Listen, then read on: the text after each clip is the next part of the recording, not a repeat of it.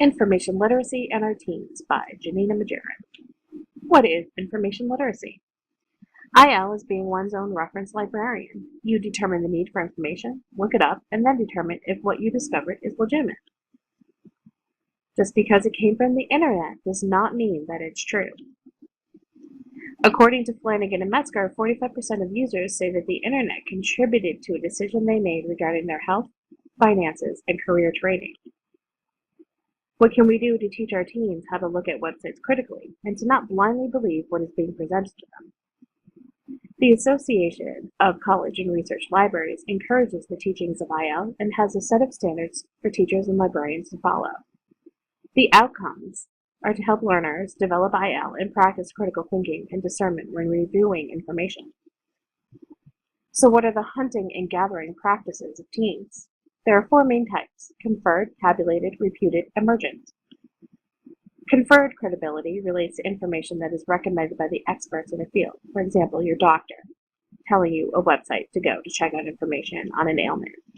Tabulated is looking at reviews, such as on Amazon.com or Goodreads.com. Reputed credibility deals with the reputation of a product, a website, a newspaper, an encyclopedia, or a news station. For example, the New York Times is reputed to be more credible than the New York Post. And emergent credibility is related to wikis, social networking sites, and the like. It is credibility gathered through several resources rather than a central organization. Information and literacy can go hand in hand. Media literacy, according to Gallagher and Stewart, is defined as the ability to access, analyze, evaluate, and communicate information using a variety of forms.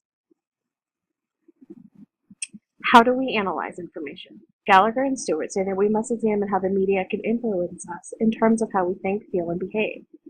This is then done by dissecting how the various elements have been combined to communicate a message, determining the creator's intent, which techniques were used, and to what purpose, and whether the message is unbiased, accurate, and reliable. Pundits, politicians, and teachers and doctors, they all have an agenda. Some simply want to relay information, others want to relay information that is inaccurate so they can convince people to feel and act a certain way. And this can be done on websites as well as on television and on the radio. So what do you see when you're looking at a website or a television program? Who is the author? What kind of organization are they affiliated with? Do they use resources to back their claims? What do I feel reading this? What am I thinking? What images are being used? Is the website cluttered? What is the language that they are using? Even digital information can have a tone. Kellner and Scher talk about various approaches to media and information literacy, and they discuss Reach LA in LA and Education Video Center in New York City. Both teach students how to create media content using short stories, poems, and artwork. They create these pieces in response to media oppressiveness. It is their way of responding to homophobia, racism, and various other social issues that they feel are misrepresented by the media. By creating these media responses, students learn how to analyze and evaluate the information being presented to them, and then communicate their reaction to it. It could be that they feel the information was lacking, that aspects were left out to create the whole story, or that information was presented in such a way to make people angry or fearful.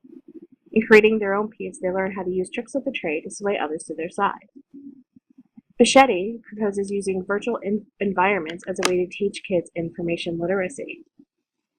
He believes that since kids are comfortable with gaming, the VE environment will engage them by providing an interactive, stimulating learning environment. Students are given a question they must find the answer to and explore the library, the virtual library, to find their answer. There are over 1,500 approved websites, so when they click on a book in the virtual library, it brings up a website. Pros and cons to this: the approved websites are probably accurate information, so that doesn't really give a student the opportunity to be critical when looking at it. However, looking at reputed websites that are, as I said, reputed, that can show them this is what it looks like, this is what you're looking for.